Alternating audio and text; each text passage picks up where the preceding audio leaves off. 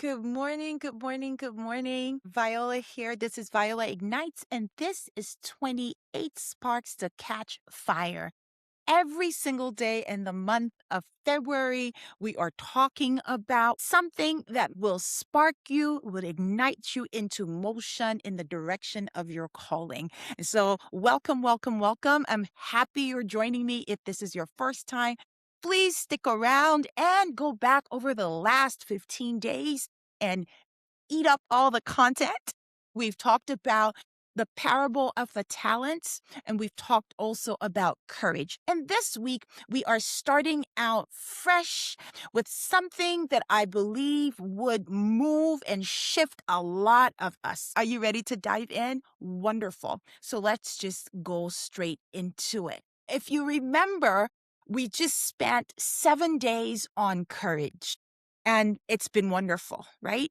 So we've talked about moving despite being afraid, stepping towards your calling deliberately. I want to ask a question that I don't think courage answers. Why is it that some women who do know what their calling is are still not walking into it?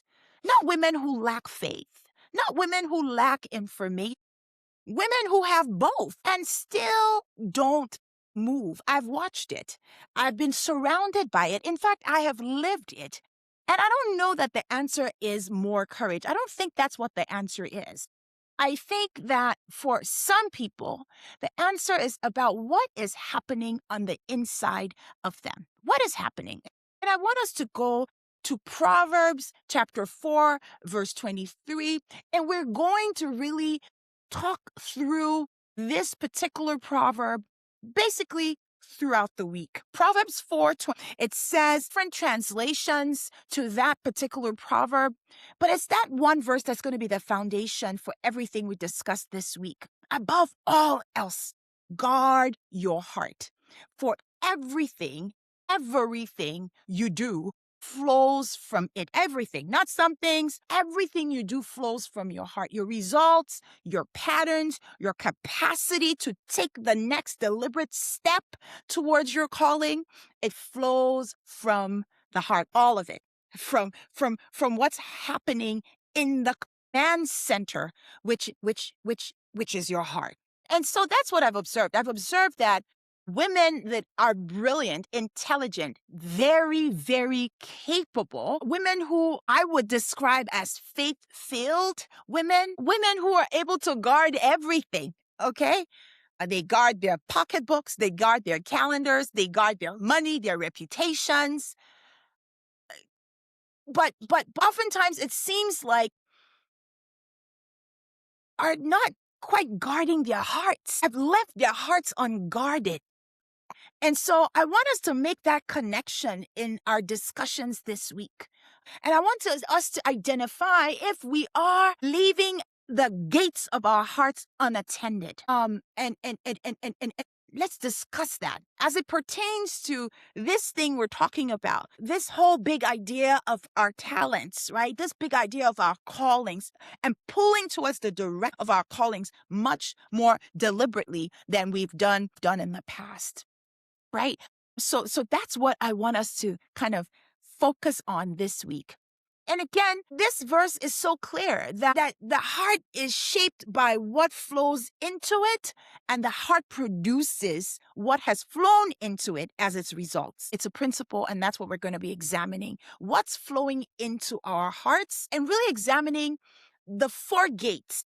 All right. The 4 ways that things can flow into our hearts, from the eye gate to the ear gate to the mouth gate, and the heart itself being a gate, because we're told to guard the gates of our hearts. So each one shaping the command center. All right. Each one either opening or closing the path to your calling, to your assignment, to being able to multiply your talents. So gate 1, your eyes. What are you looking at? What are the inputs that are coming in through your eyes? Gate 2, your ears. What are you letting into your ears? And in fact, we'll get there, but I think it's one of the most unmanned gates that most of us kind of just completely leave unattended. We'll talk about that. The third one is the gate of your mouth. And we're going to spend 2 days on the gates of our mouths because we want the principle that we can get to build with our mouths because we're made in the image of God. And we want to explore what are we in fact building with our words? Do we understand the principle? Do we understand that that principle works whether or not we understand it? And how deliberate are we about making sure that we are building in the direction of our known calling as opposed to counter, right? So we're gonna spend 2 days thinking about the mouth gate, all right? And then of course the gate four, which is the heart, right? Um, and just examining what have we left unguarded, what have we left unattended. And so I want us to approach this thinking about our internal architecture. I've said it, and I think that it's a term of art for this season. This is a season for builders, not explorers. This is a season to build deliberately. This is a season where we're going to multiply our talents. Those of us who haven't deliberately in the past, that's what this season is calling for. One of the reasons why everybody must arm themselves with courage and really deal with the fear that has held them back, understanding that what we're doing is building. So we're going to look at internal architecture.